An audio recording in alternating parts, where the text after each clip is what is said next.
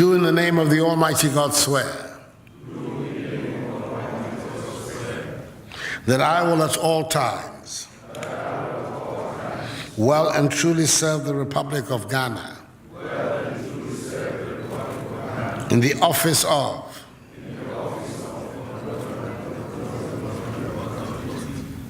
and that I will uphold, preserve, protect, and defend the Constitution of the Republic of Ghana as by law established. So help me God. The second is the oath of secrecy. I, holding the office of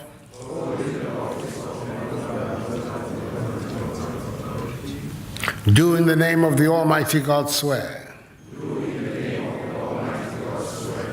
that I will not directly or indirectly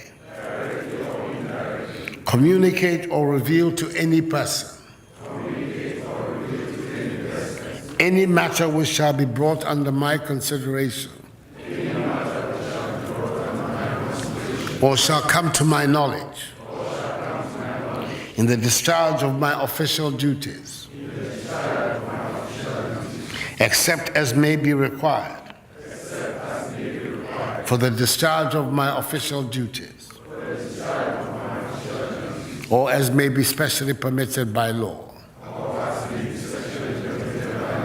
So help me God.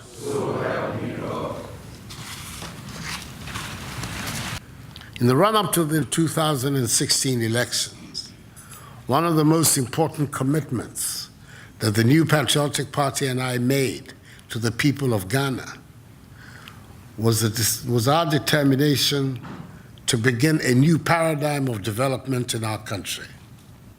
We took the view that the manner in which development had proceeded so far had not been able to address the fundamental problems of development that confront our people.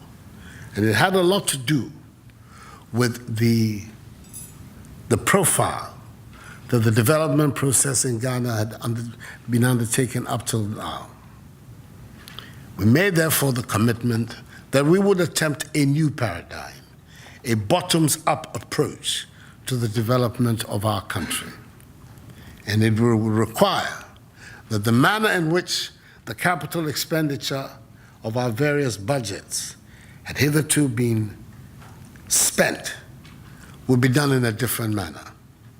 We would appropriate from the capital budget of our country a certain amount of money that would go to the development authorities to enable them to tackle the issues of development at the grassroots. We're using the constituency organizations of our country as the basic unit of development in Ghana. And it meant that we create authorities that have a certain geographic reach so that they could concentrate closely on the development needs of their respective geographical enclaves. And hence, the decision to establish the Northern Development Authority, the Middle Belt Development Authority, and the Coastal Belt Development Authority. Together with that thinking was also the need for us to make a special intervention in a particular community in our country that, in our view, had suffered from the manner in which the development of the nation had been organized up till down. And that was the communities that we know as the inner city and Zongo communities. And that there we would establish a special fund that would also have as its target addressing the specific needs of those communities.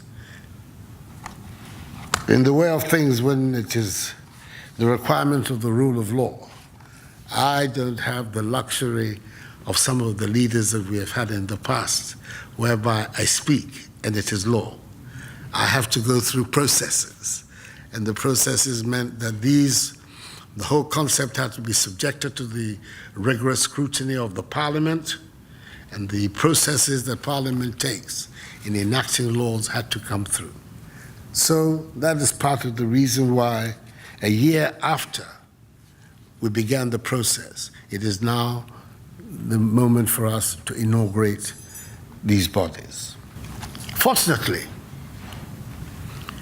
the ministry that has oversight responsibility for your work, which is the Ministry of Special Development Initiatives, has already done a considerable amount of the initial work that you're going to be required to do.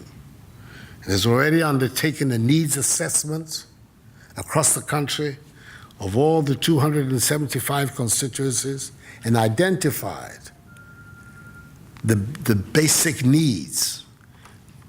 And time and again, they don't change very much across the nation. Issues of sanitation, road infrastructure, educational infrastructure. These are all the basic issues that confront our people in their localities, wherever you are in our country, and has already set out the ministry that needs assessment. And I believe it's going to be some of the first documentation that is going to be passed along to you.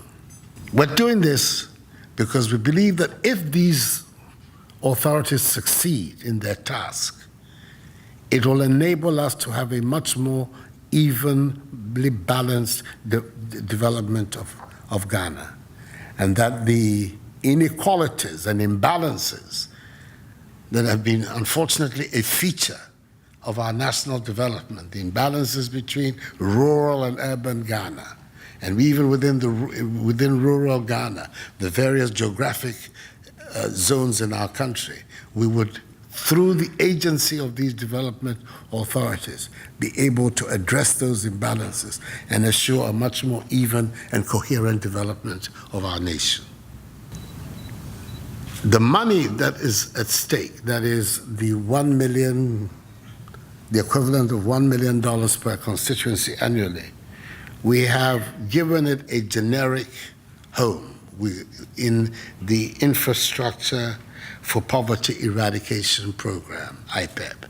And essentially, these are going to be the funds that will be at your disposal to be able to meet the objectives of the development authorities. The people that have been chosen, who are assembled here, we have, I believe, a very impressive array, composition of senior figures in our society, many of whom have already distinguished yourselves in the various callings that you have, whether as traditional rulers, as public servants, as religious leaders.